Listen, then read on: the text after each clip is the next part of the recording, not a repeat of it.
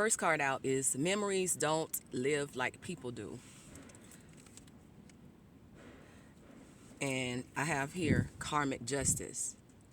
So there are some memories that someone has that still are alive today because an individual, group, or organization is still sounding out that same type of lifestyle that indicates that they are in due or are due for karmic justice for some things that they did in the past.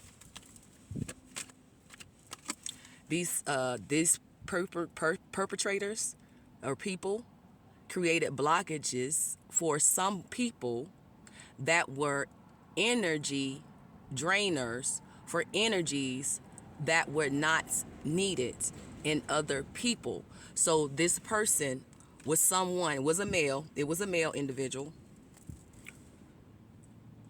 And this male created energies that were blockages for a person because that person needed the blockages to create happiness in their life.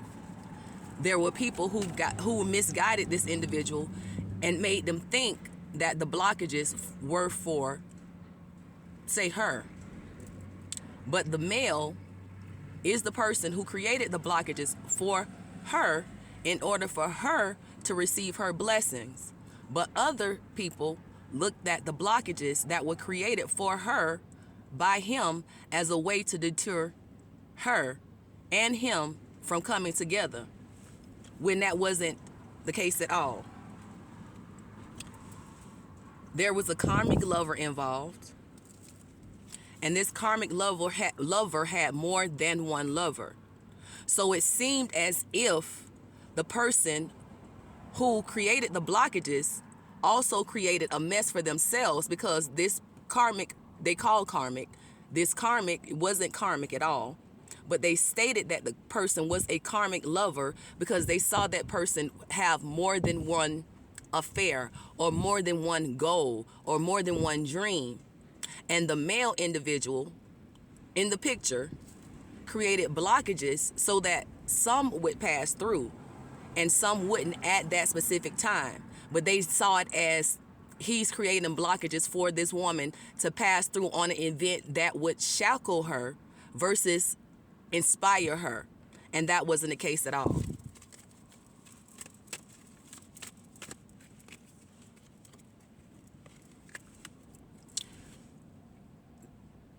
There are people who use spirit guides for guidance.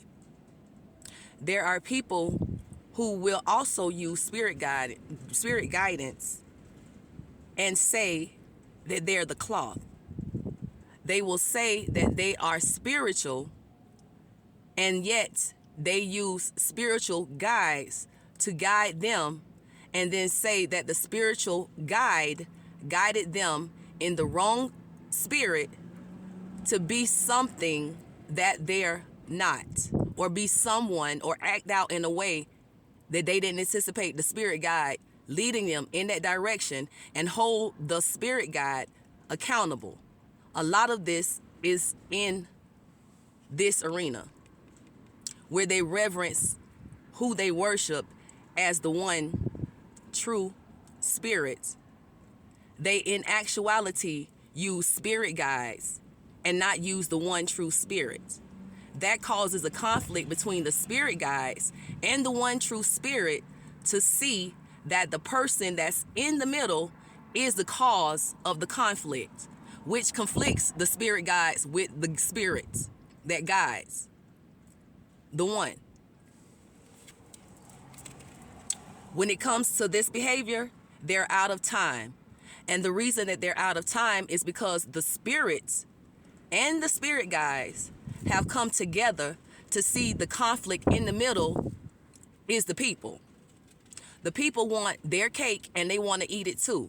So they want to have a spirit guide that leads them into erroneous measures and say that the spirit told them that that was a measure to be used in order to dictate to people, to communities, to organizations in an in-death ceremony, like say putting together a song or putting together a speech or a chime in order to control the masses' minds to make them feel good or make them feel that the spirit is upon them or that the energy is rising, when in fact they are using two different verses to counterfeit people to make them think that they are the one for it.